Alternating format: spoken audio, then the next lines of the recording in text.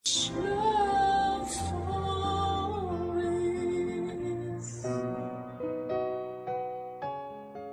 Ang tukso daw ay nasa paligid lang natin at naghihintay ng bagong makakapitan. Isa ito sa pinakamalaking pagsubok para sa magkarelasyon. At kahit tunay pa raw ang pag-ibig na nararamdaman mo para sa isang tao, pilit pa rin itong lalapit at kakapit sa iyo. Ikaw, minsan ka na bang nagkasala dahil sa tuksong lumapit sa iyo? Dear Papa Dudut, isang magandang araw sa iyo at sa mga kapuso nating nakikinig ngayon. Ako nga pala si Steve, 44 years old at isang dating data encoder dito sa Maynila. Sa ngayon ay madalas na nasa bahay na lamang ako at madalas din ay ang inyong programa na Barangay Love Stories ang aking pinakikinggan sa tanghalian. Hanggang sa heto, naisipan ko na ngang magbahagi na rin ng aking kwento na sigurado akong makapagbibigay aral sa mga kapuso nating nakikinig ngayon.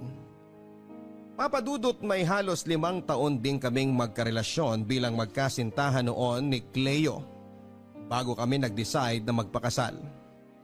Nagkakilala kami sa isang fiesta dito sa lugar namin.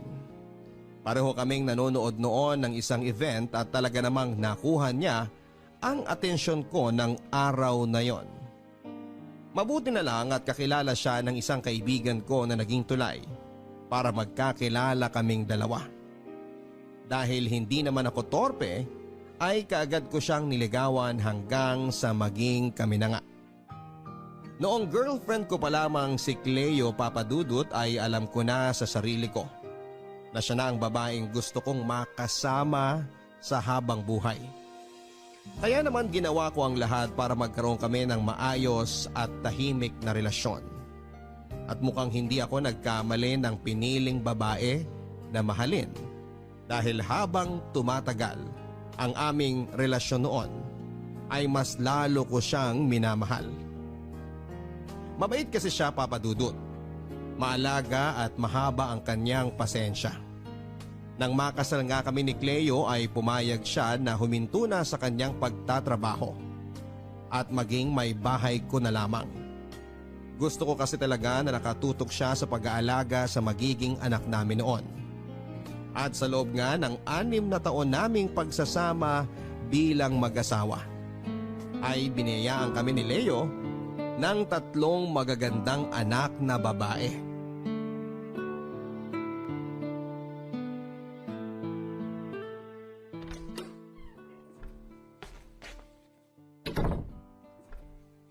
Ginabi ka yata ng uwi, mahal. Traffic ba ngayon? Hindi naman. Pinaiwan kasi kami ng boss namin sa trabaho kanina at nag-meeting lang kami sandali. Kaya hindi na rin ako nakapag-text sa'yo na gagabihin ako masyado ngayon. Ganon ba? Sinubukan kang hintayin ng mga anak natin na makauwi. Pero ako na nagsabi na matulog na sila dahil may pasok pa sa eskwela bukas. Ano nga pala yung pinagmitingan nyo kanina? Ay, nangyari na ang kinatatakutan ko, mahal. Ha? Anong ibig mong sabihin? Wala na akong trabaho. Tinanggal na nila kami. Teka, paano nangyari yun? Wala ka namang ginawa na kahit na anong mali o kasalanan, di ba? Siyempre wala. Kaya lang… Kaya lang ano? Naalala mo ba yung sinabi ko dati na kailangan manalo ng mayor na sinusuportahan natin? Oo, kaya lang hindi nangyari yun dahil masyadong malakas na naging kalaban niya. Teka, ano bang kinalaman niya sa pagkatanggal mo sa trabaho? Nangyari na nga kasi yung kinatatakutan namin sa opisina. Pinalitan ng bagong mayor ang lahat ng mga tao doon na mga bago niyang staff. At kami mga trabahador ng dating mayor, ang una nilang tinanggal. Pero hindi naman pwede mangyari yun. Sinubukan niyo na bang kausapin si mayor? O kaya ang ibang tao na mas mataas ang posisyon sa inyo? Oo, pero syempre, hindi kami hinarap ni mayor. At ang sabi lang sa amin ng ibang tauhan niya, huwag na raw kami gumawa ng iba pang aksyon kung gusto namin makuha ng buo at maayos ang lahat ng naipon namin pera sa trabaho. So paano yan? Ibig sabihin, kailangan mo na talagang tanggapin na tuluyan ka ng mawawalan ng trabaho? Mukhang ganun na nga, mahal. Sorry ha. Alam ko nang pwede mangyari to pero hindi ko pinaghandaan kaagad. Ano ka ba, mahal? Wala kang kasalanan. Ginawa mo naman ang lahat para maging maayos ang trabaho mo. Sila lang talaga ang naging unfair sa inyo. Kaya wag na wag mong sisisihin ang sarili mo. Tsaka, sigurado naman ako na makakahanap ka rin kaagad ng trabaho. Kaya wag ka nang panghinaan ng loob. Salamat, mahal. Salamat talaga sa suporta at pag-unawa mo sa akin. Tayong mag-asawa lang naman ang palaging magbibigay ng pangunawa at suporta sa isa't isa. At kahit kailan, hindi ako mapapagod na gawin yun sa'yo. Papadudot, dahil medyo may edad na ako nang matanggal ako sa trabaho ay nahirapan akong makahanap ng bagong mapapasukan sa lugar namin. At kahit medyo malaki ang nakuha kong pera mula sa dati kong pinagtatrabahuhan, ay hindi yun tumagal ng mahigit 1 taon sa amin ang asawa ko at mga anak. Hanggang sa unti-unti na nga rin naming nagalaw ang sariling ipon namin ni Cleo na dapat ay para sa pag-aaral ng mga anak namin. Sinabi rin ni Cleo noon na gusto na niyang tumulong sa mga gastusin at susubukan din daw niya na maghanap ng trabaho, papadudot. Kaya lang hindi ako pumayag dahil sa totoo lang ay medyo ma-pride din akong lalaki. Ayos lang naman sa akin kung magkakaroon ng trabaho ang asawa ko. Pero dapat ay mauna muna akong makahanap bago siya. Hindi ko hahayaang mangyari na habang nasa trabaho siya, ako naman ang nasa bahay lang at naghihintay sa kanyang pag-uwi kasama ang mga anak namin. Ayoko ng ganong klase ng setup, papadudot. Ako ang lalaki. Kaya dapat ako ang nagbabanat ng buto at kumikita para sa buong pamilya ko.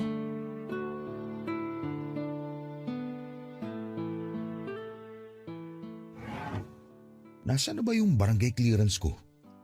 Alam ko, dito lang yung nilagay ni Cleo sa mga folder na to Dapat nandito lang talaga yun.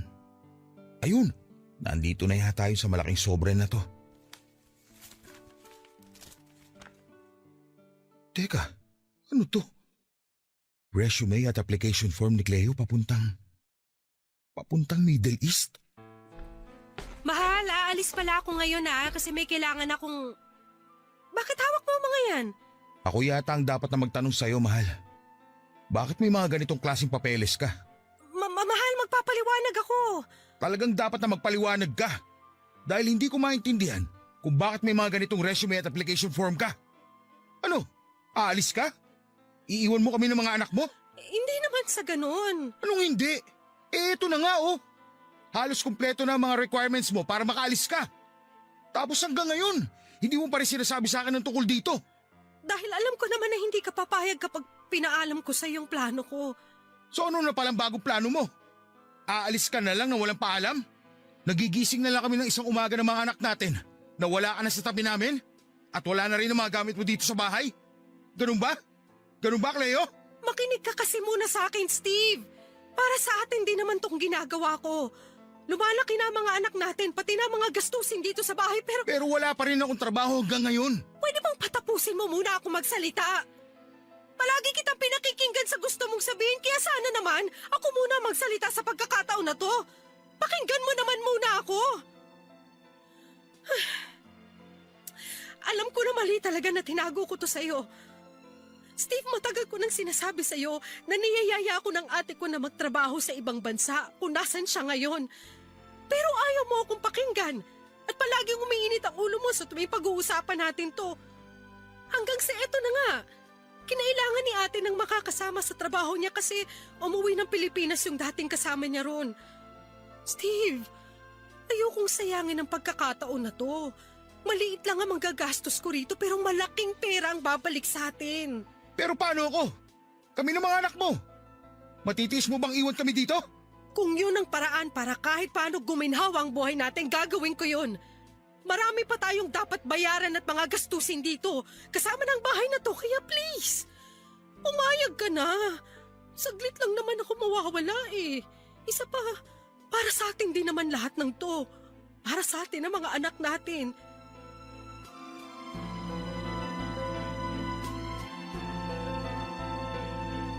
Papadudot, aaminin ko na isa sa mga dahilan kung bakit naggalit ako noon kay Cleo dahil sa pagtatago niya ng tungkol sa pag-alis niya ay dahil natakot ako. Natakot ako na baka magaya kami sa mga mag-asawa na nasira ang relasyon dahil sa pagtatrabaho ng isa sa malayo. Natakot ako noon na baka makahanap ng ibang lalaki si Cleo sa ibang bansa at hindi na niya kami balikan pa ng mga anak niya. Hindi naman sa wala akong tiwala sa asawa ko. Pero mahirap pagkatiwalaan ng mga tao na makakasama niya sa ibang bansa. Paano kung makakita nga siya ng iba, ng mas higit pa sa akin? Paano kung bigla na lang niyang tapusin ang relasyon naming dalawa habang nasa malayo siya? Hindi ko talaga alam ang gagawin ko kapag nangyari ang lahat ng kinakatakutan ko. Pero ayoko din namang maging makasarili, Papa Dudut. Dahil kahit saang anggulo ko tignan, may point ang lahat ng sinabi ni Cleo. Marami kaming gastusin at kailangang bayaran. Isa na nga po sa pinakamalaking binayaran namin ay ang hinuhulugan naming bahay at lupa na tinitirhan namin noon. Kaya kesa pare-pareho kaming maghirap at magutom ng pamilya ko. Tinanggap ko na rin at pinayagan na makapagtrabaho sa abroad ang asawa ko, Papa Dudut. Papa Dudut, naging mabilis ang proseso ng pag-alis ni Cleo sa tulong na rin ng kapatid niyang nasa Middle East at sa pinagtatrabahuhan nito. Caregiver kasi ang magiging trabaho niya at dati na rin siyang nagtrabaho sa ospital bago kami magpakasal. Kaya naman wala pang isang buwan ay nakaalis na siya ng Pilipinas. Naging usapan din naming dalawa na hindi na muna ako maghahanap ng trabaho dahil walang ibang makakasamang mga anak namin sa bahay. Papadudot, mabigat na pagsang-ayon ng bagay na yon para sa akin dahil hindi talaga ako sanay nang nasa bahay lamang ako. Ni hindi ko nga alam kung paano magluto at maglaba dahil lahat ng yon ay si Cleo ang gumagawa. Mahirap pala talagang pagsabay-sabayin ang mga gawaing bahay at ang pag-aalaga sa mga bata, Papa Dudut. At hindi ko ma-imagine noon na kinakaya yung gawin lahat ng asawa ko nang walang tulong mula sa akin. At kahit kailan din ng mga panahon na yon, ay hindi ako nakarinig ng kahit na anong reklamo mula sa kanya. Papa Dudut, kung naging madali ang proseso ng pag-alis niya, ay hindi naman ang proseso ng pagtanggap namin ng mga anak ko na malalayo na si Cleo sa amin. Hindi pala kasi ganong kadali ang lahat, Papa Dudut. Sobrang hirap ng tinatawag nilang long distance relationship. May mga oras at araw lang kung kailan kami pwedeng magkatawagan. Tapos limitado lamang ang oras dahil medyo mahigpit ang mga amo nila ng kapatid niya. Kaya hindi ko talaga maiwasan na mami siya ng sobra, Papa Dudut. Lalo na at may pangangailangan ako bilang isang lalaki. Pero syempre kinaya ko naman ang lahat dahil wala akong ibang pagpipilian. At kinaya naming lampasan ang unang taon ng aming long distance relationship. Good morning, mahal! Sorry, ngayon lang ulit ako nakapag-video call sa'yo. Ayos lang. Alam ko naman na mahigpit ang mga amo mo dyan sa trabaho ninyo, kaya naiintindihan ko yun. Ay, sinabi mo pa. Mabuti na lang talaga at kasama ko dito si ate, kung hindi, mas lalo akong ma-homesick at mahihirapan dito. Ikaw, mahal, kumusta kayo dyan ng mga bata? Maayos naman kami dito. Hindi ko nga lang sila magising para makausap mo ngayon dahil medyo maaga pa eh. Alam mo na, Sabado ngayon kaya gusto ko sana na makatulog sila ng mahaba-habang oras. Ang bait naman ng asawa ko. Ini-spoil ang mga anak namin. Anyway, mahal, ngayon nga pala darating yung kumari natin na ninang ni Sheena. Si Carla, yung pinsan ko na galing Mindoro. Naayos mo na ba yung isang kwarto natin dyan sa bahay na uupahan niya? Ngayon na nga pala yun, no? Pero huwag ka mag-alala. Naayos ko na nung isang araw pa. Wala rin problema sa tatlong anak natin kung magsasama-sama muna sila sa isang kwarto. Lalo na at bumili ako ng bagong kutsyon nila. Ako, mabuti naman kung ganun. Mas malaki ang matitipid natin ngayon dahil makakatulong din yung ibabayad ni Carla na pang-upa dyan sa kwarto na tutuluyan niya sa bahay natin. Tao po? Steve? Mahal, may kumakatok sa pinto. Pagbubuksan ko lang ha. Sige, mahal. Ibababa ko na rin tong tawag kasi may gagawin pa ako dito. I love you! I love you too. Bye. Sino kaya itong bisita namin? Ang aga-aga naman.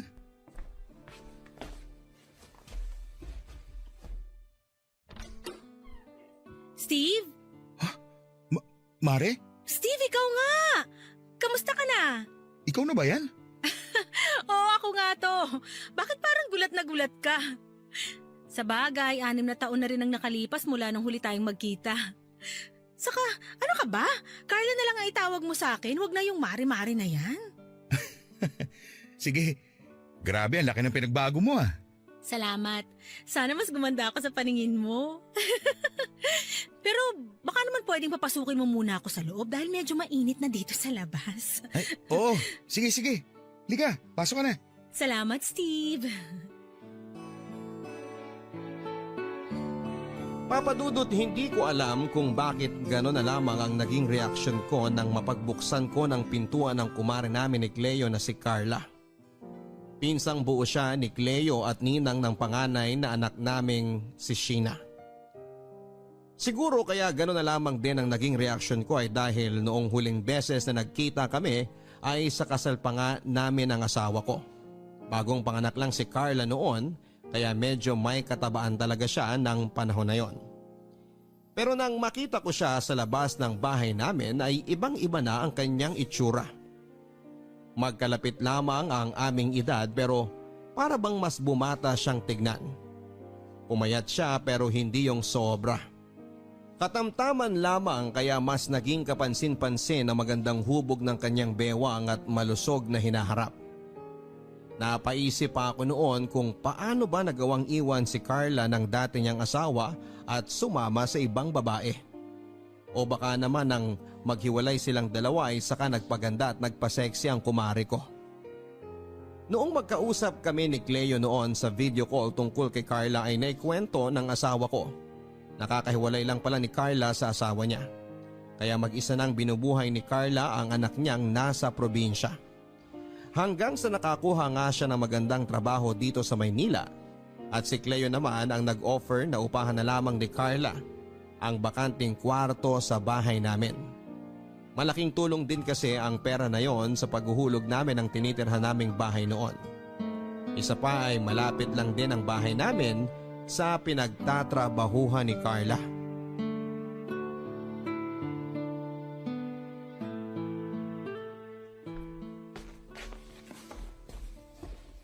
Tama na siguro tong 5 itlog para sa aming 5 na nandito sa bahay. Hindi naman siguro malakas kumain tong si Carla. Good morning, Steve. Good morning din. Tamang-tama dahil nakahain ng pagkain sa almusal natin. Bakit bigla ka na lang nauutal dyan? Hindi ka pa makatingin sa akin ng diretsyo. Sorry, nagulat lang ako kasi Kasi nakatapis lang ako ng tuwalya. Pasensya ka na ha. Ganito kasi talaga ako sa umaga. Lalabas ng kwarto ng nakatapis lang para pagkatapos magkape, diretso nang maligo sa banyo. Ito ba yung kape na para sa akin? Oo. Ang sarap nitong kape mo ha. Sakto lang ang tapang at tamis. Salamat. Ganyan din kasi ang timpla na kape sa akin ni Cleo. Mabuti nga at nakuha ko rin ng lasa. Kasi nung unang beses na magtimpla ako ng kape, sobrang pait. Kahit ako, hindi ko mainom eh.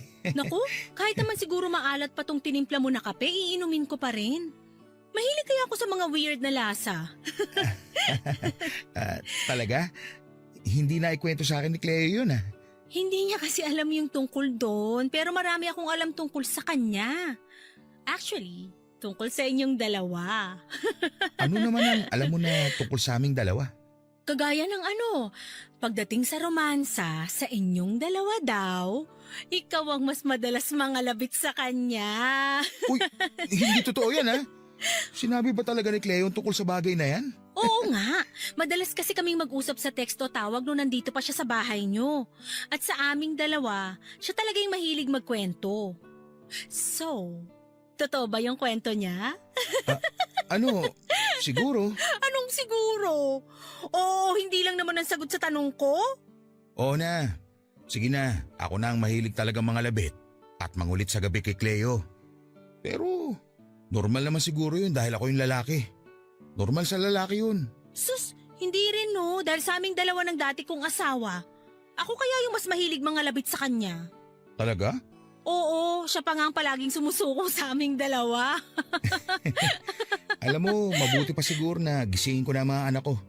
Mahirap na kasi baka malate pa sila sa eskwelahan nila. Oo nga, gisingin mo na sila para makapag-almusal na sila. Mauna na rin ako sa kanilang maligo dahil maaga rin ang pasok ko ngayon sa trabaho. Salamat nga pala dito sa masarap mong kape. Maliligo muna ako at parang medyo nag-init na kagad ako nang dahil sa kape na tinimpla mo.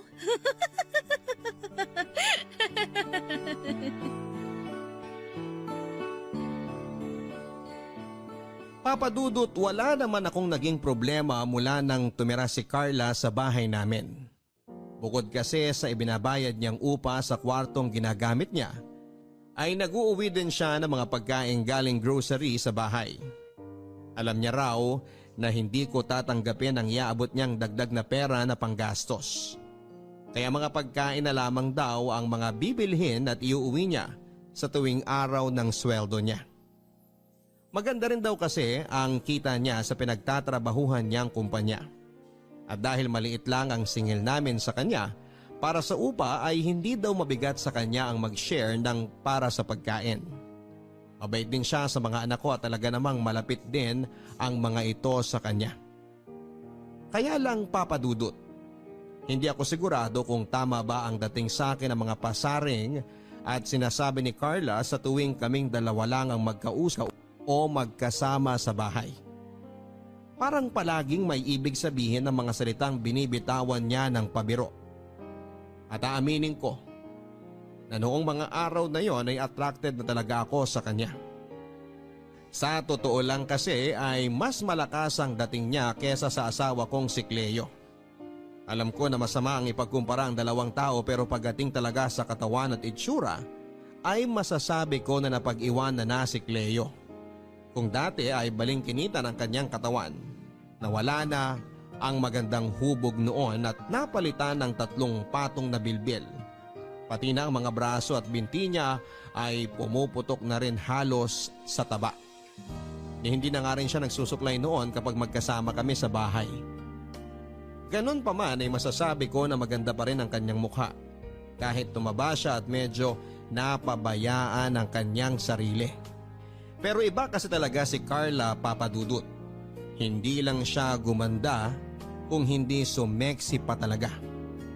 Hindi halata ang wrinkles sa kanyang mukha, hindi kagaya ng asawa ko. At hindi rin kababakasan ng bilbil ang kanyang katawan sa tuwing nakasuot siya ng leggings at medyo fitted na sando sa bahay. Papa Dudut, alam ko na mali talaga ang kung ano man itong atraksyon na nararamdaman ko para kay Carla. Pero hindi ko talaga mapigilan ang sarili ko. Pero hanggang pasimpleng tingin lang naman ang ginagawa ko sa kanya. Noon kapag nag-e-exercise siya sa loob ng bahay namin, ay mga nakaw na sulyap lang dahil ayokong mahalata niya na medyo naaakit niya talaga ako sa mga ginagawa niya. Papa Dudut, naging maayos naman ang lahat sa unang taon ng pagtira ni Carla sa bahay namin. Mabuti naman kasi siyang makisama sa akin at sa mga anak ko. Hindi rin siya nahuhuli sa bayad sa upa at naging madalas pa ang pag-uwi niya ng mga pagkain sa bahay. Kapag wala rin siyang pasok sa trabaho, ay siya ang nagpipresenta na magluto ng mga kakainin namin. Papa Dudut, nagpapasalamat pa nga ako noon at may isang Carla ako na nakakasama sa bahay. Kahit paano kasi ay may tumatayong nanay-nanayan sa bahay at pabor ito para sa mga anak kong puro babae. Lalo na sa panganay kong si Sheena na noon ay malapit ng mag-10 taong gulang. Alam ko naman kasi na kailangan pa rin ng nanay ng mga anak ko habang lumalaki sila. At dahil kay Carla ay pansamantalang napapawi ang pangungulila nila sa pagkakaroon ng isang nanay. Ganon pa man Papa Dudut ay hindi naman napawi ang pangungulila ko sa asawa ko. Lalo na nang malaman ko na nag-extend ng 1 taon ng kontrata ni Cleo sa Middle East. Nalaman ko yon nang minsang tumawag siya sa akin para sabihin ang tungkol sa bagay na yon. Dinoble daw kasi ng kanilang amo ang sweldo niya para lamang pumayag siya at nanghihinayang daw siya sa kikitain niya. Nangako naman siya Papa Dudut na 1 taon na lamang daw talaga at uuwi na siya ng Pilipinas. Sobrang sama ng loob ko noon Papa Dudut. Ang dating kasi sa akin ng ginawa niya ay parang hindi niya man lang ako nami-miss. Na parang ayos lang sa kanya kahit matagal kaming magkalayo. Kaya nga kesa awayin ko pa siya sa video call na yon ay binabaan ko na lamang siya ng tawag. Sinubukan niya pa akong kontakin sa cellphone ko pero hindi ko na rin sinagot pa. Ayoko na muna kasi siyang kausapin noon dahil alam ko na lalaki lamang ang away sa pagitan naming dalawa. O Steve, bakit ka naman nagsosolo ng inom dyan? Ikaw pala yan, Carla. Akala ko nagising ang isa sa mga anak ko eh. Kanina pa sila tulog. Doon kasi ako galing sa kwarto nila. Yun kasing bunso mo, nagpapa-baby. At gusto na basahan ko muna siya ng kwento hanggang sa makatulog siya. Ayun, tatlo-tatlo silang nakikinig sa akin hanggang sa makatulog na nga sila. Talaga? Salamat ha. Para sa mga ginagawa mo sa anak namin ni Cleo. Ikaw na nga ang nangungupahan dito sa amin at palagi kang may dalang pasalubong para sa mga bata. Tapos ayan, nagpapakananay ka pa sa kanila. Wala yun. Gusto ko rin naman tong ginagawa ko sa mga bata. Paraan ko na rin kasi to para hindi ko masyadong mamiss ang mga anak ko na nasa probinsya. Mabalik ako sa tanong ko. Bakit nga pala nagsosolo ka dito ng inom? Medyo nagkatampuan kasi kami ng pinsan mo eh. Nag-extend kasi siya ng 1 pang taon na kontrata dun sa trabaho niya. Ang usapan namin, 2 taon lang siya malalayo sa amin ng mga anak niya. Alam ko naman na medyo maliit pa lang naiipon namin mula na magtrabaho siya sa Middle East. Pero ayoko na kasi sanang mas tumagal pa ang paglayo niya sa amin eh. Ano ba kasi ang dahilan at ayaw mo talaga na umalis siya? Bago kasi umalis si Cleo, nakwento niya sa akin na pinagtalunan niyo din daw ang desisyon niya na magtrabaho abroad. Malaki naman ang kita doon kumpara dito. Kaya siguro mas okay na kung hayaan mo na lang siya na mag-extend pa siya ng 1 taon. Mabilis lang naman ang panahon. Hindi mo kasi naiintindihan eh. Pareho kayo ni Cleo. Bukod sa takot na nararamdaman ko na baka maagaw siya sa akin ng iba, may pangangailangan din naman ako bilang asawa niya. Hindi niya naisip yun eh. Oh, bakit mo ko tinatawanan? Seryoso ako sa mga sinasabi ko. Paano? Parehas tayo ng problema. Kaya nga alam mo, naisip ko, bakit kaya hindi natin pagsaluhan ang problema na to? Alam ko naman kung ano ang tinutukoy mo eh. Sandali lang, Carla. Huwag kang masyado dumikit sa akin kasi baka makita tayo ng mga bata eh. Tulog na nga sila, kaya huwag ka nang mag-alala. Carla, sandali lang. Malito eh. Itigil mo nga paghalik mo sa akin. Walang mali dito, kaya pagbigyan mo na ako. Huwag kang mag-alala. Hinding-hindi ito makakarating sa pinsan ko. Kaya enjoy na lang natin ang pagkakataon na to.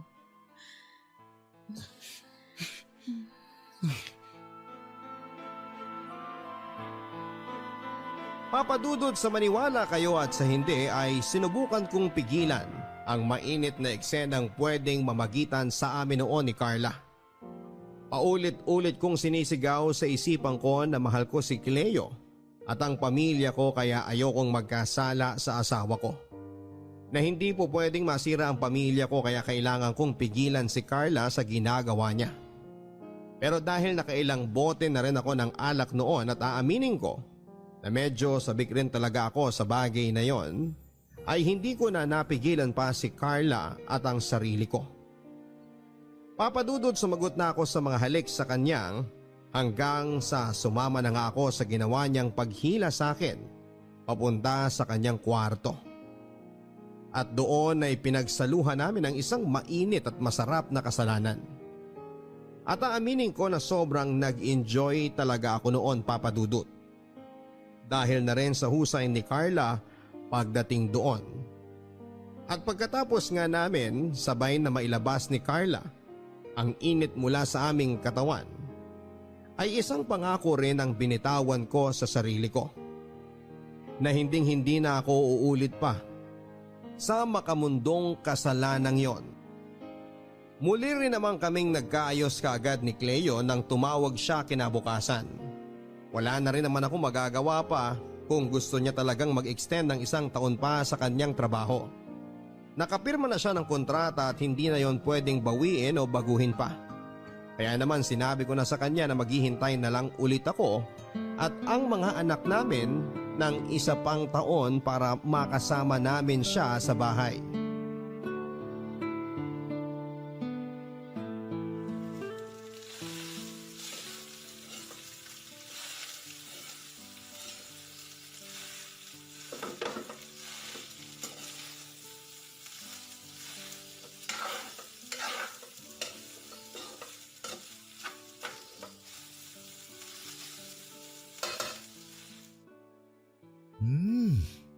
Ayos na ang lasa nitong fried rice ko.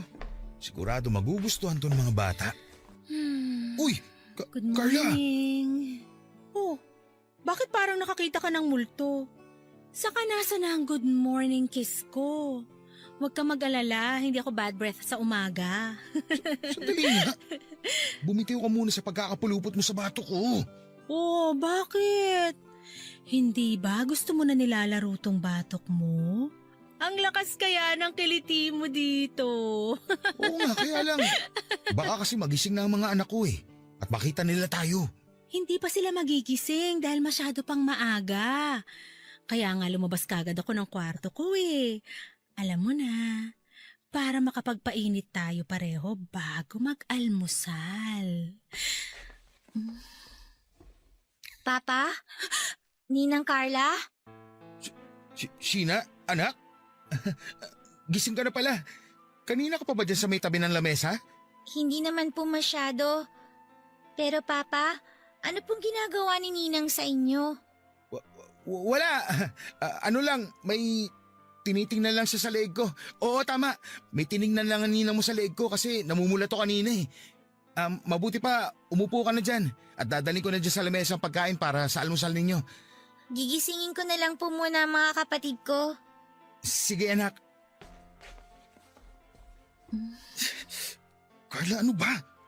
Itigil mo na nga yung pangaharot mo sa akin. Halos makita na nga tayo ng anak ko. Yun nga ang exciting, yung nagtatago tayong dalawa. Tsaka saglit lang naman to, promise. Ganito na lang. Tanghali naman ang pasok mo, hindi ba? Ituloy na lang natin ito mamaya pag alis ng mga bata. Para hindi tayo nagmamadali. Tawak natin ang oras natin. Mabuti pa, sumabay ka na lang muna sa kanila mag-almusal. Halika na. Papadudot na guilty talaga ako nang muntika nang makita ng panganay ko ang kalaswaan na ginagawa namin ng ninang niya. Na-guilty ako pero natalo pa rin ako ng init at bumigay sa ginagawang panunukso sa akin ni Carla. Iba kasi talaga siya. Magpainit at magbigay ng ligaya. Mahirap iwasan at tanggihan. Yung tipo na parang ako pa ang magsisisi kapag tinanggihan ko ang ginawa niya sa akin. Kaya sinabi ko na lamang na maging mas maingat sana kami ni Carla sa ginagawa naming kaharutan dahil ayoko rin na makita yon ng mga anak ko at magsumbong sa asawa ko. Naiintindihan naman daw ni Carla ang sitwasyon dahil ayaw niya rin daw na masira ang samahan nila ni Cleo bilang malapit na magpinsan. Ginawa niya lang daw yon dahil kagaya ko ay may pangangailangan din daw siya na matagal nang hinahanap ng kanyang katawan. Kaya naman Papadudot naging malinaw po sa aming dalawang lahat. Wala kaming relasyon. At tanging ang paglabas lamang ng init ng aming katawan ang pakay namin sa isa't isa. At ng mga oras na yon ay sigurado ako sa aking sarili na isang babae pa rin ang tanging nilalaman ng puso ko. Si Cleo lang at wala nang iba pa. Kaya hindi pwedeng malaman ni Cleo noon ang kung ano man ang ginagawa namin ni Carla habang natutulog ang mga anak ko sa kanilang kwarto. Papadudot, may oras noon na muli akong nangako sa sarili ko. Naiiwasan ko na ang makamundong kasalanan na pinagsasaluhan namin ni Carla. Na hindi ko na i-entertain pa ang panunukso niya sa akin. Natatakot kasi talaga ako na makarating kay Cleo ang lahat at masira ang pamilya namin. Yon ang ayoko talagang mangyari. Ang mawala siya sa akin at ang mga anak namin. Pero papadudod, sadyang mahirap talagang iwasan ang ginagawa ni Carla. Lalo na at nasa iisang bahay lamang kami. Madalas tuloy ay nakikita na kami ng ibang anak ko pero kaagad ko namang pinapahinto si Carla sa kung ano man ang ginagawa niya sa akin na kalaswaan. Mabilis din akong gumagawa ng dahilan sa mga anak ko at kaagad silang pinapapasok sa kwarto nila. Kapag nakakausap nila si Cleo sa video call ay wala namang kahit na anong binabanggit ang mga bata tungkol sa nakikita nila sa amin ni Carla, na labis ko namang pinagpapasalamat. Kaya mas dumalas pa ang ginagawa naming kasalanan ni Carla. Hanggang sa gawin na rin namin yon sa mismong kwarto namin ng asawa ko at sa ibabaw pa ng kama namin ni Cleo. Nakaka-guilty pero masarap yung sarap na pakiramdam na pinapanalangin ko na sana ay wala ng katapusan. Muli naman akong nangako noon, papadudot, na oras na umuwi na si Cleo ay tuluyang ko na talagang tatapusin kung ano man ang namamagitan sa amin ni Carla.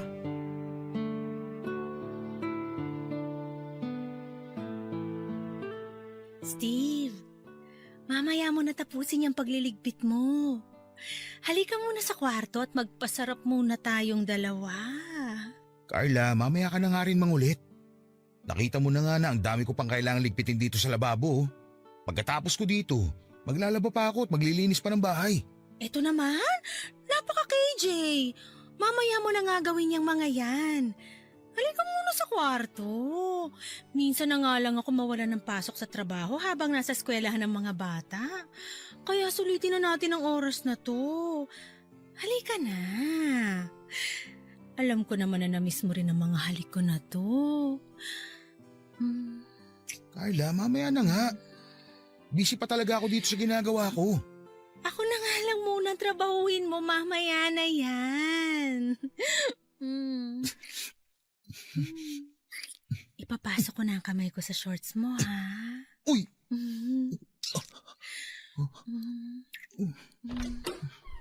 Mahal! Nandiyan ka ba sa...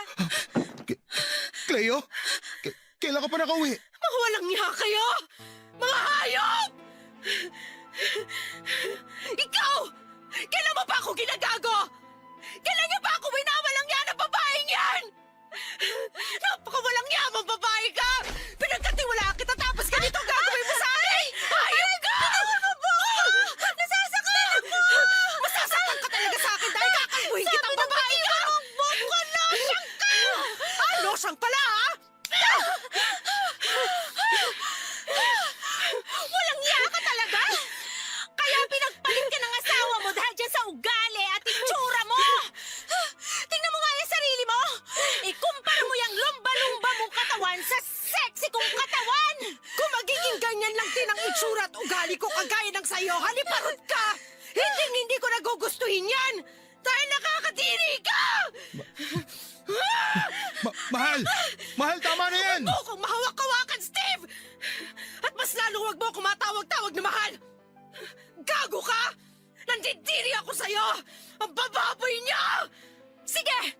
Magsama kayo na makating ahas na yan! Babalik ako at kukunin ko ang mga anak ko! Napakagago niyong dalawa, mga hayop! Kakarbahin kayo! Lumba-lumba! Tapachoy! Baboy na piyana! Cleo, sandali! Mag-usap muna tayo! Steve, hayaan mo na siya. Nandito naman ako eh. Hayaan mo na siyang umalis ng bahay na to. Carla, pwede ba? Bitiwan mo nga ako! Ako na lang ang piliin mo. Huwag mo lang sundan yung losyang mong asawa na mataba. Ano ba sinasabi mo? Alam mo naman na sa umpisa pa lang, Wala akong kahit anong nararamdaman para sa'yo, hindi ba? Kailangan kita, ha? Mahal na kita, Steve! Pero hindi nga kita mahal. At wala akong kahit anong espesyal na nararamdaman para sa'yo. Dapat alam mo yun sa umpisa pa lang. Dahil pinag-usapan na natin na magtitikiman lang tayong dalawa. Na ibibigay lang natin sa isa't isa pangangailangan ng katawan natin. Yun lang, Carla. Hanggang doon lang tayo. Hanggang doon lang ang usapan nating dalawa. At dapat malinaw yun sa'yo.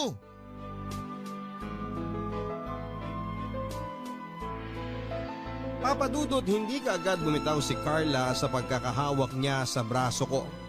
Habang pilit na nakikiusap na siya na lang ang piliin at mahalin ko. Noong una ay medyo nagulat pa ako nang sabihin niyang may nararamdaman na siya para sa akin. Dahil ang buong akala ko ay pareho kami ng pagkakaintindi na walang kahit na anumang pwedeng ma-involve na feeling sa ginagawa namin. Na puro pagpapasarap lang ang pakay namin sa isa't isa. Kaya nga paulit-ulit ko siyang sinasabihan na mag-ingat kami sa kalokohan na ginagawa naming dalawa. Pero wala pala talagang mabahong lihim na hindi nabubunyag. Hindi ko na rin kaagad nasundan pa noon si Cleo dahil nakasakay na siya ng tricycle, dala ang maleta niya, Papadudot. Wala akong ideya na uuwi siya noon sa bahay namin. Kaya sobrang laki ng naging pagsisisi ko nang maabutan niya kami sa ganong eksena ni Carla. Yon talaga ang pinakakinakatakutan ko na mangyari sa lahat. Ang makita ni Cleo ang kalokohan na ginagawa namin ng kumare niya. Papadudot na lamang ko din noon mula sa isang kaibigan na sinundo ni Cleo ang mga anak namin mula sa eskwelahan at umuwi sila sa bahay ng nanay niya. Napaaga pala ang tapos ng kontrata niya sa Middle East at plano niya sanang sorpresahin ako at ang mga anak namin. Pero siya pala ang mas masosorpresa sa madadatnan niya sa bahay. Nang makita niya kaming nagyayapusan ng pinsan niyang si Carla. Nangangatog ang mga tuhod ko noon dahil sa matinding kaba na nararamdaman ko habang bumabiyahe ako para puntahan siya at ang mga anak namin. Mas lalo akong kinakabahan, Papadudot, sa tuwing iisipin ko na anumang oras noon ay baka makwento ng mga anak ko ang nakikita nilang kalaswaan na ginagawa namin ni Carla. Na baka kapag nalaman na niya ang lahat ay mas lalo niya akong hindi na mapatawad.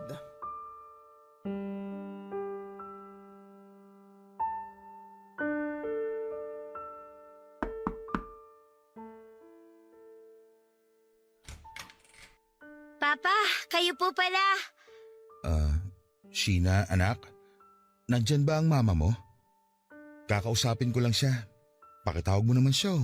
Opo, nandito po siya pero galit na galit po siya sa inyo, Papa. Anak, sorry ah. Sorry sa naging kasalanan ko sa inyo. Papa, bakit po kayo umiiyak? Anong ginagawa mo rito? Itiwan mo ang anak ko, wag mo siyang yakapin. Ang kapal din naman talaga ng mukha mo na sumunod pa dito. Sheena, pumasok ka sa loob. Doon kayo sa kwarto ng kapatid mo. Pero Mama... Sabi na pumasok ka na sa loob! Huwag na matigas ang ulo mo! Sige po. Cleo, please. Pumunta ako dito para magpaliwanag. Painggan mo muna ako. Ano ba bang kailangan mong sabihin at ipaliwanag? Yung lahat ng kababuyan at katarantaduhan na ginawa ninyo ni Carla? Cleo, I'm sorry. Sorry para saan? Steve, pinagkatiwalaan kita. Pinagkatiwalaan ko kayong dalawa. Ako na nga yung nagpapakahirap magtrabaho sa abroad tapos ano? Ito pa igaganti mo sa akin? Inaamin ko naman eh. Naging mahina talaga ako dahil lalaki ako. At alam mo na bilang isang lalaki, meron akong pangangailangan. Lecheng pangangailangan yan! Sa tingin mo ba ako hindi nangailangan? Tao lang din ako. Pero ang kaibahan natin, tiniis ko lahat. Kasi iniisip ko kayo ng mga anak natin. Ang gago mo, Steve! Sa maniwala ka at sa hindi, si Carla ang lumapit sa akin. Pinilit ko naman siyang iwasan eh. Kaya lang nangati ka rin. Idadahilan mo pa talaga na siya ang lumapit-lapit sa'yo? Ang sabihin mo, pareho lang kayong makati ng Carla na yon. Ang kapal din naman talaga ng mukha niyong dalawa. Ang bababoy niyo! Wala kayong pakialam? Kahit nakikita ng mga batang ginagawa niyong dalawa? Hindi totoo yan. Anong hindi? Palalabasin mo pa na sinungaling ang mga anak natin? Lalo na si Sheena na ilang beses kayong nakita na nagkukulong sa kwarto natin! Sa kwarto pa talaga nating mag-asawa. Anong klaseng mga tao kayo? Pinapakita niyo talaga ang mga kababuhay niyo sa mga bata, Steve! 3 ang anak natin! 3 babae! Cleo, sorry. Sorry talaga. Patawarin mo ako. Alam ko naman na nagkasala ako eh. Gagawin kong lahat para mapatawad mo ako. Magbabago na ako. Hindi ko na uulitin yun. Please, Cleo. Hindi ko na alam ang gagawin ko sa buhay ko kapag nawala kayo sa akin ng mga anak natin. Dapat inisip mo yan bago ka gumawa ng kalokohan. Dahil ako, wala akong ibang ginawa at inisip noon kundi ang mapabuti ang buhay ng pamilya natin. Alam ko naman na ayaw mong umalis ako at magtrabaho sa malayo. Pero para sa atin din naman to, Steve. Para sa mga anak natin. Tiniis ko lahat ng pagpapahirap sa akin sa trabaho. Tapos makikita ko, nagpapakasarap ka lang pala sa ibang babae. Sorry din, Steve, pero hindi na kita mapapatawad pa. Hindi na kailanman. Kaya wag mo na sasayangin ang oras mo na bumalik-balik pa rito dahil hindi na kami babalik ng mga anak mo sa bahay na yon na paulit-ulit din ang binaboy ni Carla!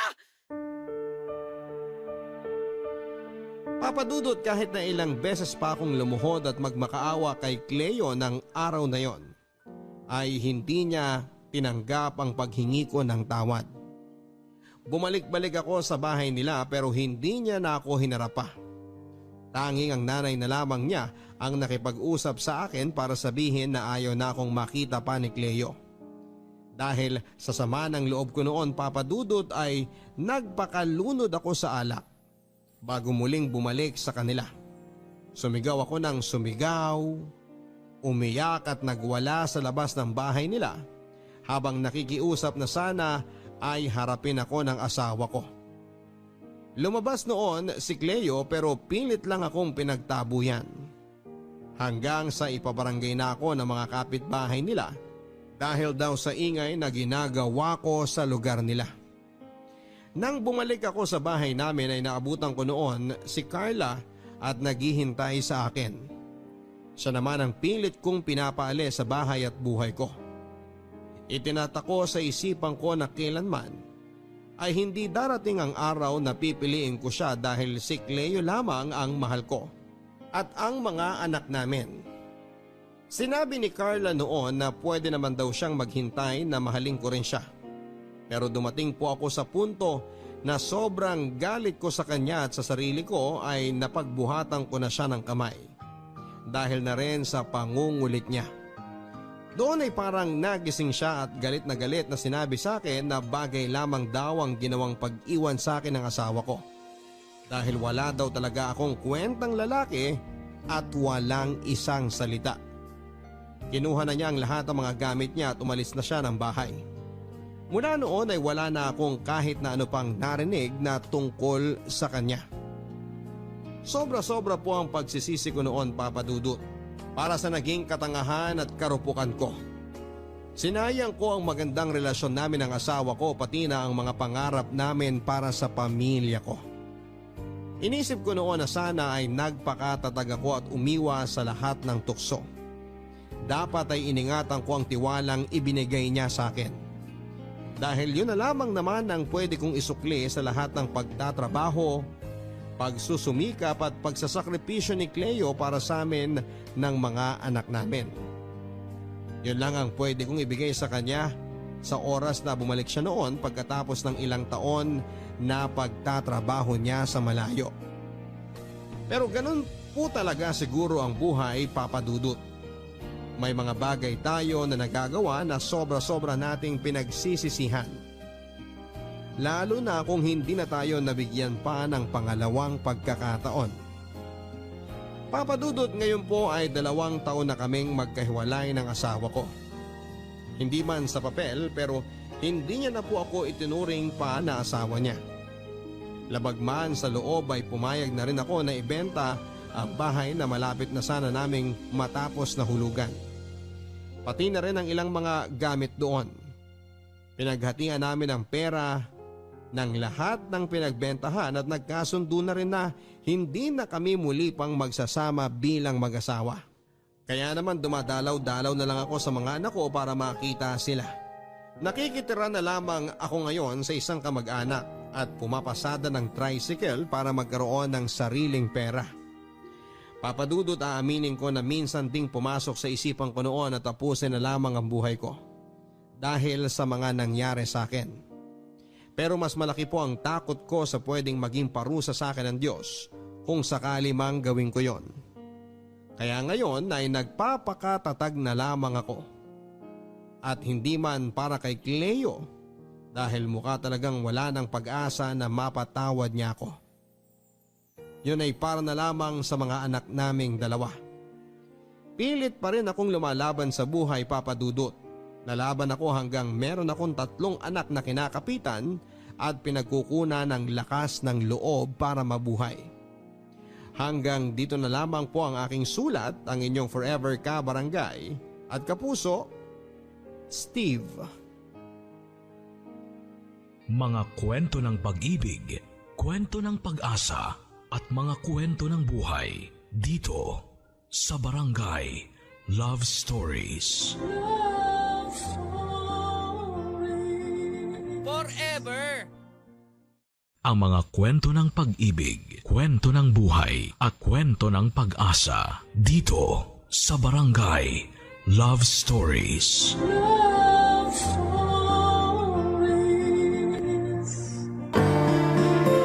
May mga pagsasama na kahit na anong alaga ay hindi lumalago at ang masahol pa ay nauuwi sa pagkabulok. Ngunit may mga pag-ibig naman na sumisibol sa hindi inaasahang pagkakataon na pinagtibay ng mahabang panahon. Ikaw, kabarangay, naranasan mo na bang umibig ng totoo? Dear Papa Dudut, magandang araw po sa inyo at sa mga tagapakinig ng Barangay Love Stories. Ako nga pala si Damian. 40 years old at taga Bulacan at panatiko na talaga ako ng programa ni Papa Dudut sa radyo at minsan ay nangarap din na makapagpadala ng sulat sa inyong istasyon. At kung papala rin, ay mabasa niyo po ito on air. Gusto ko kasing ibahagi ang masalimuot kong love life na baka meron sa mga kabarangay natin ang makarelate.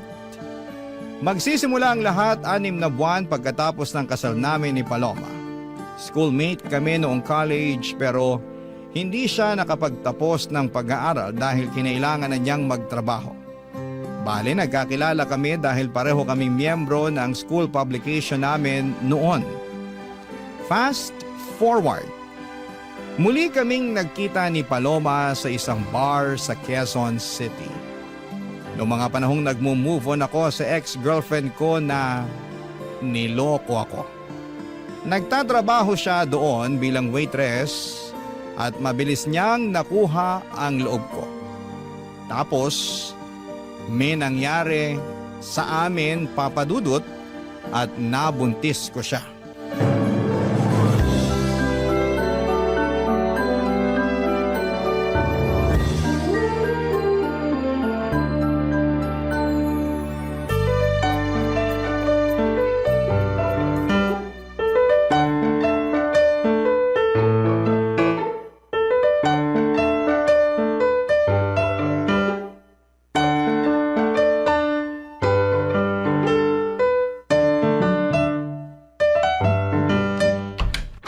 You are the dancing queen, young and sweet, only 17. Paloma!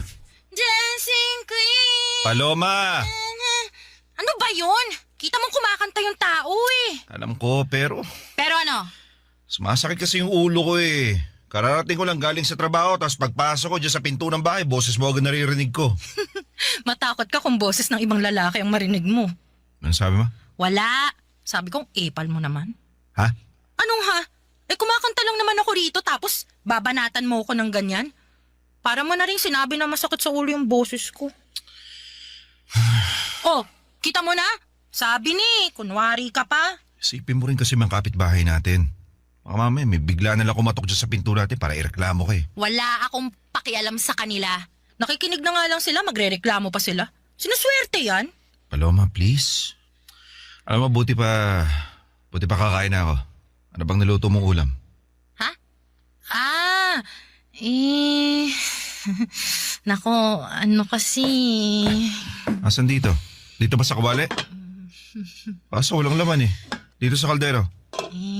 Pasensya ka na, Damian Pero wala kasi akong nalutong ulam. Pati nga sinaing wala. Ano? Ba't naman ganun? Kasi pagod ako. Pagod? Bakit? Ano bang ginawa mo rito sa bahay bukod sa kumanta maghapon at magkalat? Grabe ka naman sa magkalat. Totoo naman eh. O, tignan mo. Daming kalat ng mga sitsire sa sahig. Tapon-tapon, no? Pati pambalot ng kung ano ng pagkain. Pati itong mga plato na ginamit mo pa yata kaninang umaga, dito lang sa lababo.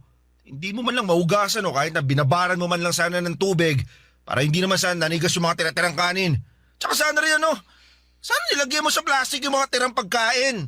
Hindi na nakakalat dyan sa lababo dahil sigurado iipisin tayo rito sa bahay. Hindi ko na nga nagawa kasi Oo kasi pagod ka pero sa pagkakalat hindi ka pagod. Nasasabi mo lang yan kasi hindi ikaw nagbubuntis. Subukan mo kaya para malaman mo na nakakapagod lalo na lumalaki na tong tiyan ko tang bigat-bigat na rin dalhin. Kaya nga mas lalo mong ingatan yung sarili mo at yung anak natin. Hindi yung ganyan parang wala ka namang pakialam eh.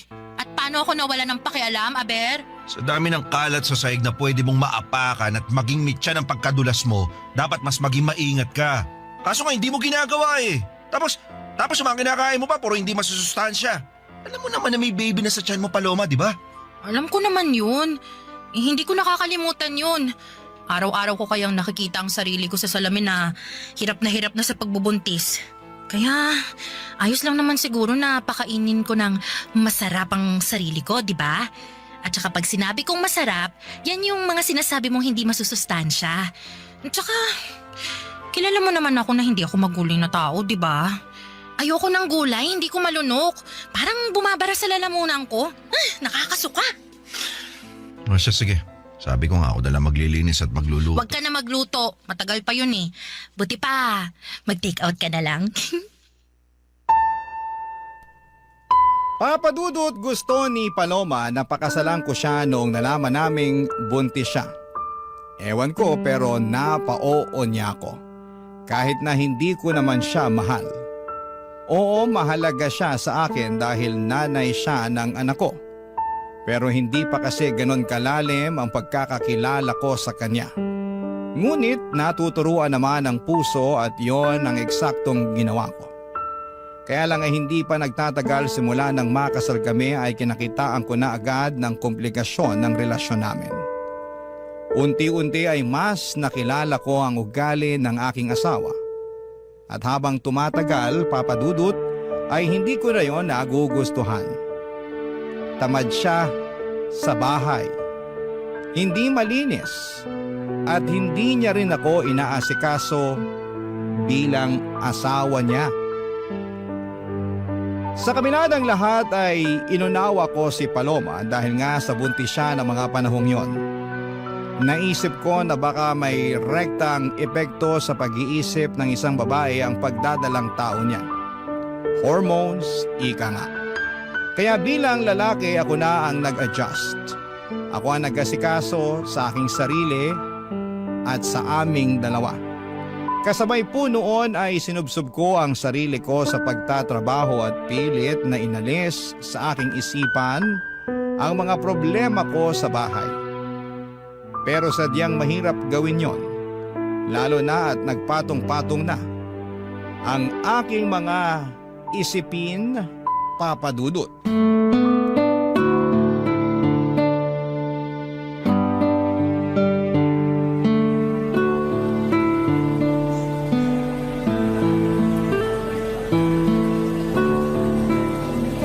Hi, sir. Here's your coffee. Thank you. Pasensya na. Hindi ko kasi narinig kagad eh. No worries, sir. Enjoy your drink. Thanks.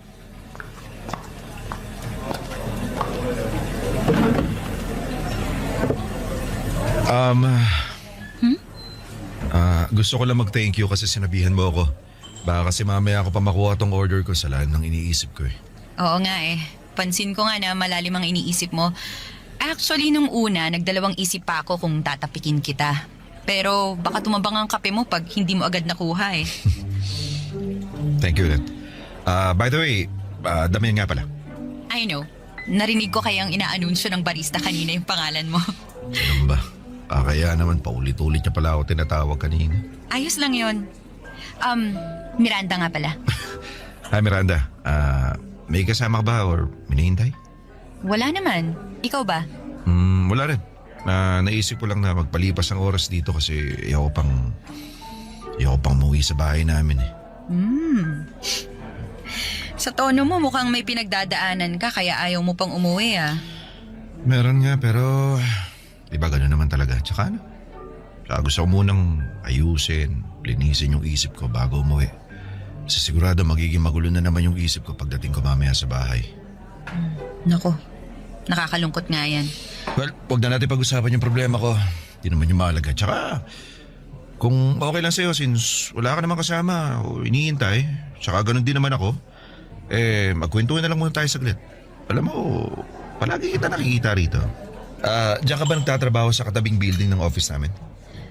Oo, dyan nga. Ikaw din, palagi kitang nakikita at naisip ko na doon ka nga rin nagtatrabaho. Actually, lagi ako rito sa coffee shop eh. Pero ngayon na kita nakita na tumambay dito.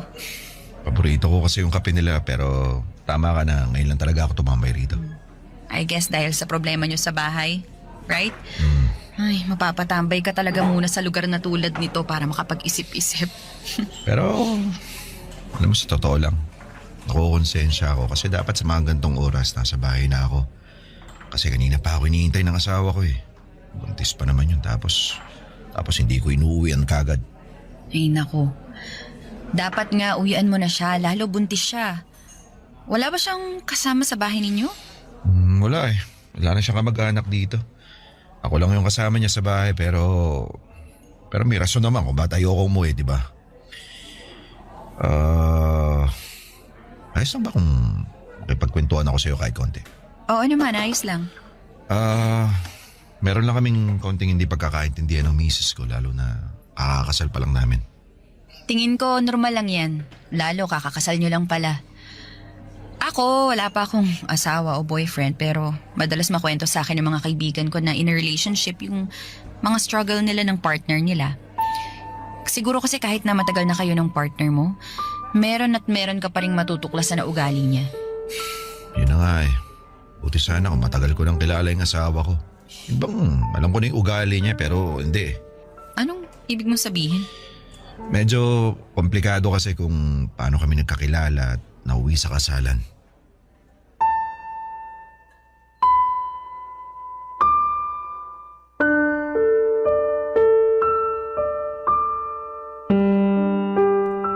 Papadudot, hindi kami personal na magkakilala ni Miranda, ngunit nakita ko na siya na ng ilang beses dahil magkatabi lamang ang gusali ng aming opisina. Tapos ay nabanggit niya pa na palagi siyang tambay sa coffee shop na pinupuntahan ko noong gabi na yon na nagkataon namang paborito kong bilhan ng take-out na kape. Yun ang unang beses na tumambay ako doon dahil ayoko pang umuwi sa bahay namin. Sa totoo lang ay hindi ako yung ganong klase ng tao na palakwento ng problema sa iba. Madalas ay sinosolo ko lamang ang mga nararamdaman ko at hinahayaan na lamang na lumipas yon. Ultimo, sarili kong pamilya ay kakaunti lang ang nalalaman sa akin. Kaya ewan ko ba kung paano ko nakwento kay Miranda ang problema ko kay Paloma. Pero aaminin ko, papadudot ng mga panahong yon ay gumaan ang loob ko pagkatapos naming magkausap ni Miranda, papadudot. Barangay Love Stories. Barangay Love Stories. Papa Dudut, pinayuhan ako ni Miranda kung paano ko maaayos ang pagsasama namin ni Paloma.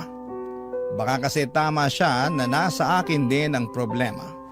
Sa totoo lang ay pagkatapos ng pag-uusap naming yon ay marami akong bagay na naisip habang pauwi sa amin. At napagtanto ko nga ding dahil sa pagiging busy ko, nawala na ako ng panahon na kilalanin ng husto ang asawa ko. Kaya nga para makabawi ay sinimulan kong ayusin ang pakikipag-ugnayan ko kay Paloma. Hinabaan ko na rin ang aking pasensya pag may mga bagay siyang hindi nagagawa o ginagawa dahil sa iba't ibang kadahilanan. Mas iniintindi ko siya at nagpakasweet ako sa kanya bilang asawa. At bilang unang hakbang ay ginawa ko ang regular na date namin kahit sa bahay lamang at kahit nakasal na kaming dalawa, Papa Dudut.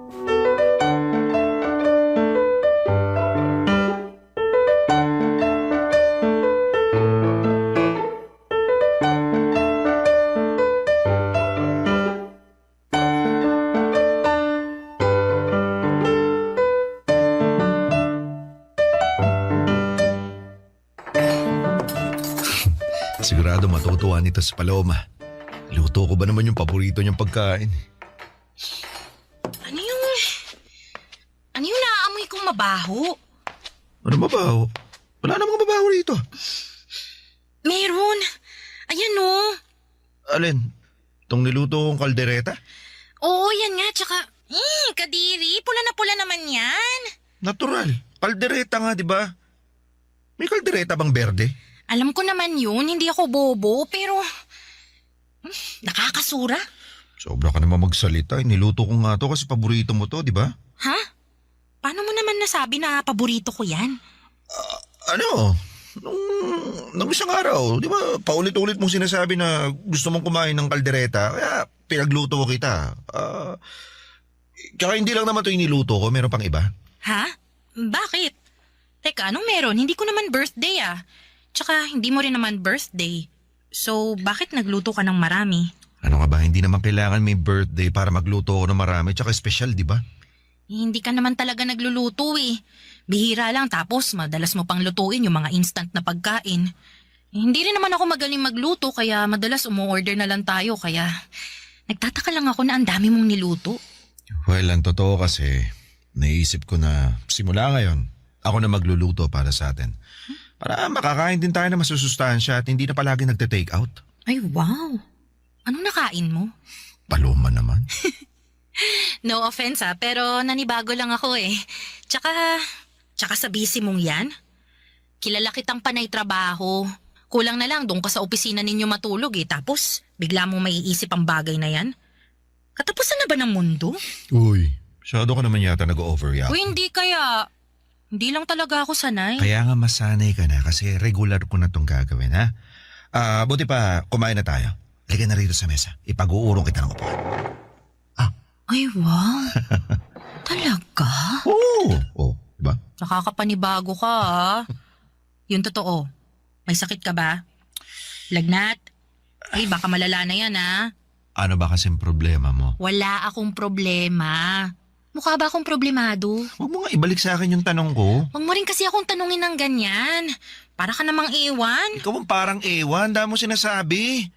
Puro ka ganito, ganyan. Hindi na ako nakarinig na magandang salita mula sa'yo kanina pa. Alam mo yata nakalimutan ko na iniinsulto mo yung luto ko. Nagsasabi lang naman ako ng totoo. Nakakadiri naman talaga yung luto mo eh. At tsaka tama ka nung sinabi ko na gusto kong kumain ng kaldereta.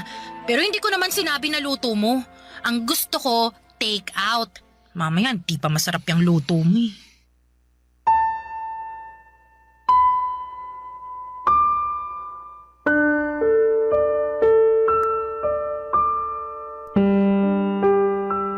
Papa Dudut, hindi ko nagustuhan ang mga sinabi sa akin ni Paloma.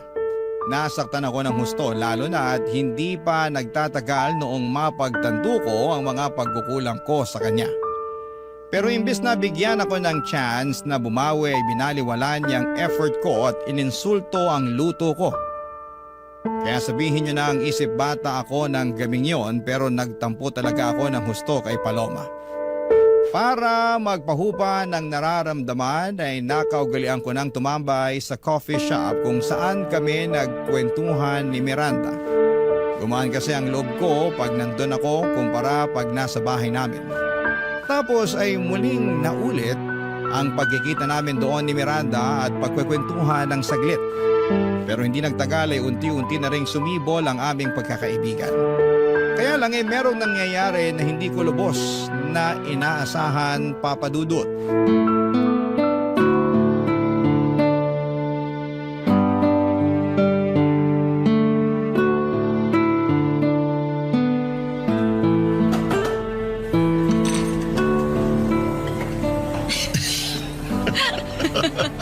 Ikaw, puro ka biro talaga, no? Anong ibig sabihin nito? Paloma, Ako nga, Damian. Bakit? Nagulat ka ba? Hindi mo siguro inaasahan ang pagsulpot ko rito ngayon, no? sandali lang. Pwede ba kumalma ka? Pinagtitinginan na tayo ng mga tao rito, oh. Paano ako kakalma? Huling-huli ko kayo sa akto ng babaeng yan. Habang nagkakapit, nagtatawanan. Paloma, nagkakamali ka na. Hindi ako pwede magkamali. Malakas ang pakiramdam namin mga babae kapag nagloloko ang mga asawa namin. At ikaw, halika nga rito. Tuturuan kita ng leksyon Paloma. para malaman mo kung saan ka dapat lumugar sa buhay ng asawa ka. Paloma! Paloma! Aray ko! Paloma, bitawan mo si Miranda! Aray! Miranda naman pa ng pangalan. Kabit mo! Paloma! Excuse me! Di ako kabit ni Damian! Aray ko! Paloma! Paloma, ano ba? Bakit mo sinapal si Miranda? Kulang pa nga yung sampal na yan para sa kabit na kagaya niya. Hindi ko nga kabit si Miranda. Makinig ka naman. Kung hindi mo siya kabit, ano mo siya? Sige nga! Magkaibigan lang kami ni Damian. Wala kaming relasyon sa isa't isa. Hindi niya ako kabit, kaya wala kang karapatan na saktan ako. Sa tingin mo, maniniwala ako sa pinagsasasabi mo? Sa bagay, sino nga bang kabit ang aamin na kabit siya? Wala naman, di ba? Unless, proud kang kabit, kaya gusto mo ipangalandakan sa buong mundo yung pagiging kabit mo. Paloma, tumigil ka na, sabi nakakaya ka. At ako pang dapat mahiya? Hindi ba dapat? Dapat kayo ng babaeng yan? Kasi saan ka naman nakakita na may asawa kang tao pero nakikipag-usap ka pa sa ibang babae? Ano na lang ang iisipin sa'yo ng iba? Sige nga! Wala naman sigurong batas na bawal ako makipag-usap sa ibang tao, di ba? Malinis ang konsensya ko, namin ni Miranda. Tsaka, sana bago mo siya inakusahan, bago mo siya tinawag na kabit, inalam mo muna ang totoo. Malaki ang naitulong ni Miranda para ma-realize ko ang mga pagkukulang ko sa pagsasama natin. Kaya nga nagbago ako, di ba? Mas inisip kita, mas pinagtuunan ko ng pansin kung paano ko maaayos yung pagsasama natin. Pero anong ginawa mo? Lagi mo na lang binabaliwala yung mga effort ko. Kung ano-ano pang insulto yung naririnig ko mula sa'yo. Alam mo, para kang bata o maste, ang hirap mong intindihin. Pero hindi pa rin yung dahilan para mangabit ka. Hindi ko nga kabit si Miranda. Wala kaming relasyon bukod sa pagiging magkaibigan. Dyan nga nag-uumpisa yung lahat eh. Kunwari magkaibigan. Kaibigan lang daw pero nagkakamabutihan na pala. Kaya wag na wag mo ako pinaglololoko, Damian ha. Pare-pareho lang kayong mga lalaki. Yung mga estilo ninyo, iisa lang kaya wag talaga ako.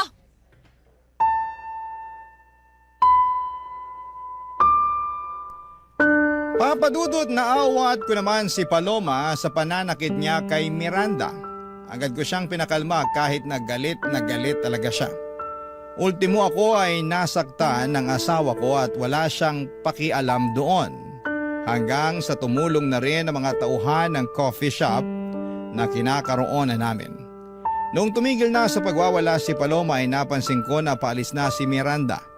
Sinundan ko na lamang siya ng tingin kaya nasampal pa ako ng aking asawa. Sobrang nakakahiya ang mga nangyari at nag-away pa ulit kami ni Paloma sa pag-uwi namin sa bahay. Natural ay pinagtanggol ko ang sarili ko. Nangatwiran ako na wala akong ginagawang masama para pagbintangan niya na nagtataksil sa kasal namin. Pinaintindi ko sa kanya na maling-mali ang ginawa niyang pag-iiskandalo. Pero walang pagsisisi si Paloma, para sa kanya ay tama lang ang ginawa niya.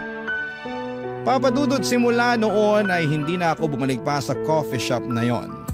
At hindi ko na rin nakita pang muli si Miranda, Papadudod. Barangay Love Stories. Barangay Love Stories.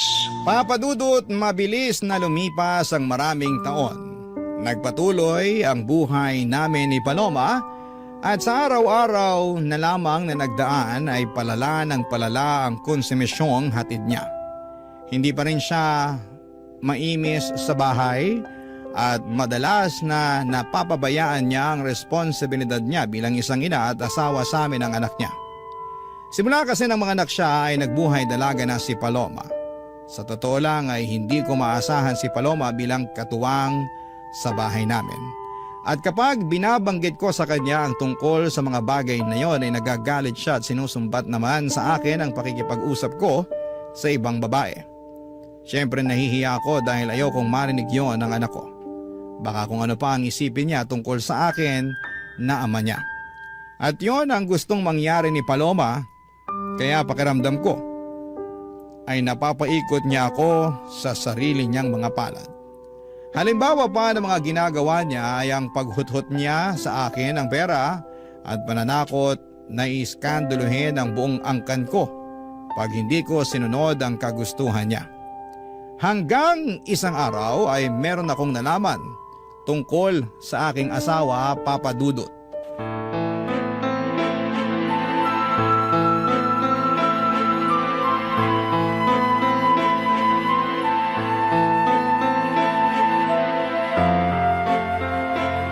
Alam ko kung anong narinig ko, Paloma.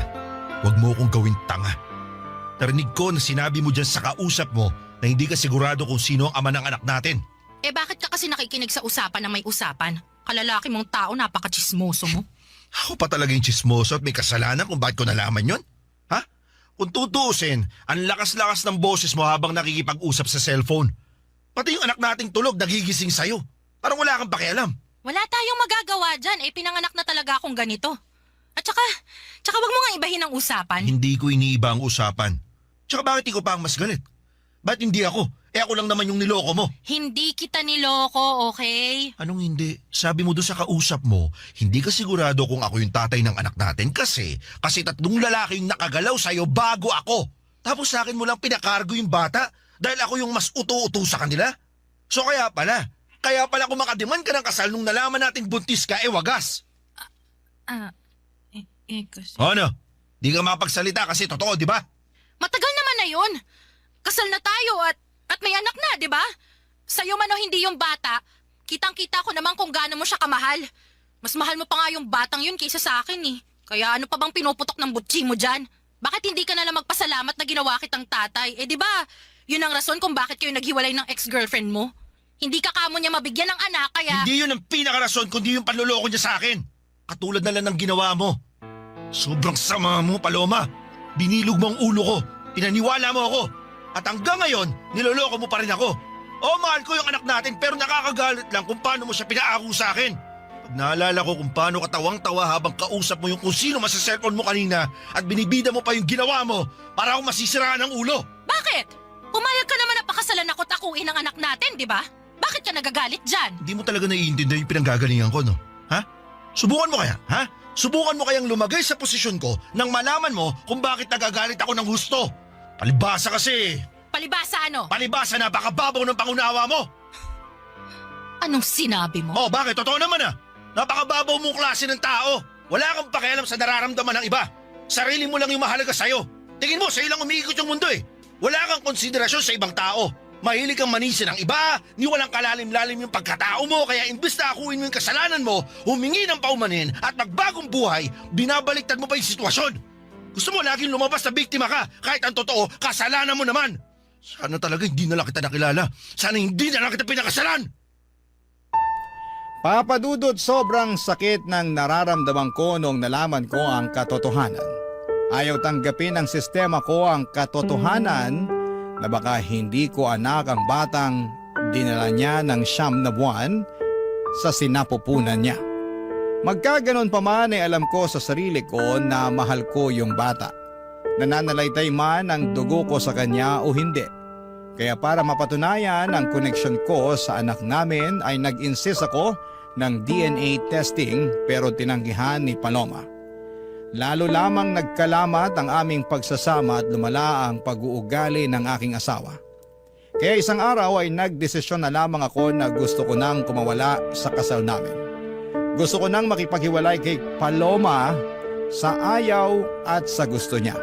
At kahit na alam ko namang matrabaho at mahabang proseso ang annulment sa Pilipinas, ay buong loob ko na harapin at mapawalang bisa lamang ang kasal namin.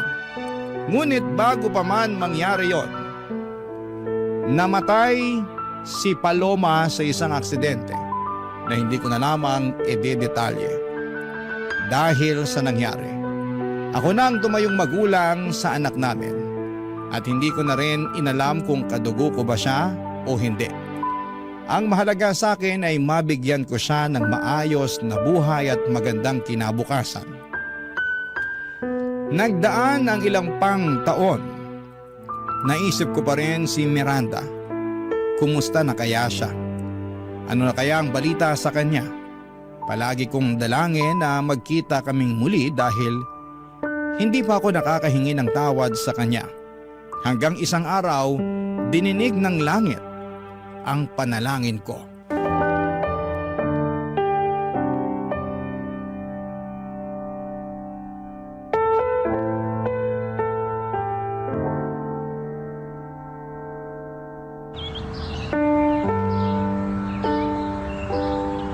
Hindi ko akalain na pagkalipas ng ilang taon, magkikita tayo muli. Ako nga rin eh. Simula kasi nung mangyari yung, alam mo na, yung sa coffee shop nun. Yung sumugod si Paloma. Oo, yun nga. Simula nun wala na talaga akong mukhang maiharap sa mga taong kakilala ko na nabalitaan yung pangyayari. Napagod na lang ako na ipaliwanag sa kanila yung panig ko kaya ako na lang mismo ang umalis. Nag-resign ako nun sa trabaho at pinursu ko ang pag-abroad.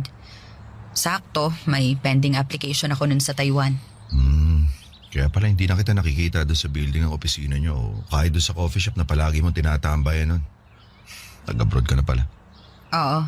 At saka, wala na rin namang saysay na magkita pa tayo kasi, di ba, pamilyado kang tao. Alam mo, kahit na wala naman tayong ginagawang masama nun, kahit na magkaibigan lang tayo, hindi ko rin masisi ang asawa mo na mag-isip ng ganun dahil nga kasal kayo. Baka ganun lang talaga. Kumbaga, pinoprotektahan lang niya yung marriage niyo. Na-realize ko rin naman yan pero syempre nagigilty pa rin ako. Lalo na mali pa rin yung ginawa niya. Mali na sinaktan ka niya nung gabing yun. Nakakaya at nakakagalit. Tapos hindi pa ako nakahingi ng tawad sa'yo kasi bigla ka nalang umalis nun. Wala naman ng rason para manatili pa ako doon. Sobra kayang nakakahiya. Ang daming mga mata na nakatingin nun. Nanguhusga. Nagsasabi ng opinyon at kuro-kuro pero alam mo, nakamove on naman ako nun. Napatawad ko na ang asawa mo. Lalo babae rin naman ako kaya ayos lang kahit na hindi ka na humingi ng tawad sa akin. Salamat pero gusto ko pa rin sana na patawarin mo kami, Miranda. Patawarin mo rin ako kasi hinayaan ko mangyari sa'yo yung bagay na yun. Naging mabuti kang kaibigan sa akin kahit na sa maiksing panahon pa lang nating nakikilala yung isa't isa. At mabuti rin yung intensyon mo para maging maayos yung pagsasama namin ni Paloma. Ilang siguro lahat ng tao nakakaunawa ng sitwasyon, lalo na yung asawa ko. Huwag mong sabihin yan. Asawa mo pa rin siya. Hindi na. Ha? Anong ibig mong sabihin hindi na? Nakipag-iwalay na ako sa kanya. Sa tingin ko kasi, di talaga kami compatible. Sinubukan ko naman maging mabuting asawa sa kanya pero siya mismo yung ayaw makisama. Paano ba naman sa araw-araw na lang na nagdaraan sa aming pagsasama, pakiramdam ko para namin sinusuka yung isa't isa. At ang pinakamasakit doon, ang pinakarason kung bakit ginusto ko na makipagkala sa kanya, yung pagsisinungaling niya sa akin tungkol sa anak namin. Kasi narinig ko mula sa usapan nila ng kaibigan niya sa cellphone na bukod sa akin, meron pa palang 3 lalaki nakagalaw sa kanya. At baka isa sa amin yung ama ng anak niya. Kaya yun, sa akin na lang niya pinakargo kasi ako yung mas madaling biktima yun. Napaka-uto-uto ko rin. Grabe. Diyos ko. Nakakalungkot naman kung ganon. Tama ka. Lalo na minahal ko yung anak namin para lang pagdudahan kung kadugo ko ba siya o hindi. Pwede bang malaman kung anong nangyari sa inyo pagkatapos nun? Well, bago pa maaprobahan ng korte yung annulment ng kasal namin, naaksidente si Paloma na ikinamatay niya. Diyos ko po. Dami nangyari na. Oo. Parang roller coaster. Nakakabigla yan, ha? Well, hindi ako masaya na namatay siya dahil pinahalagaan ko pa rin naman si Paloma. Siya yung nanay ng anak namin. Wala na rin ako pakialam kung ako ba talagang tatay ng anak namin o hindi. Basta ang gusto ko lang, mabigyan siya ng maayos na buhay at kinabukasan. Siguro, kung masaya man ako ngayon, dahil sa wakas malaya na ako sa babae na hindi ko naman talaga lubusang minahal. Papa Dudut, masaya ako dahil nabigyan kami ng pagkakataon na magkita at magkausap ulit ni Miranda. At malaki rin ang pasasalamat ko sa kanya kasi naunawaan niya ang sentimiento ko ng mga panahong yon. Ang tanging priority ko na lamang ay ang anak namin ni Paloma. Kaya nga nagsisikap ako sa pagtatrabaho para masuportahan siya. Sa ngayon ay regular pa rin ang komunikasyon namin ni Miranda kahit na bumalik na ulit siya sa Taiwan. Sa mga nagtatanong dyan ay single po si Miranda. May naging boyfriend daw siya noon pero naghiwalay din sila. Sa totoo lang ay masaya ang puso ko sa tuwing kausap ko siya. Yun bang hindi nagmamadali, hindi nakakaramdam ng pressure. Kung ako ang tatanungin ninyo, gusto ko, Papa Dudut, na kilalanin pa siya ng gusto. At kung luluubin ay sumibol nawa ang aming pagkakaibigan. Hanggang dito na lamang po ang sulat ko, Papa Dudut. Maraming salamat sakaling mapili po ninyong i-ere sa inyong programa na Barangay Love Stories. God bless and more power sa inyong istasyon. Ang inyong forever kapuso at kabarangay, Damian. Ano ang masasabi mo sa ating Barangay Love Stories today?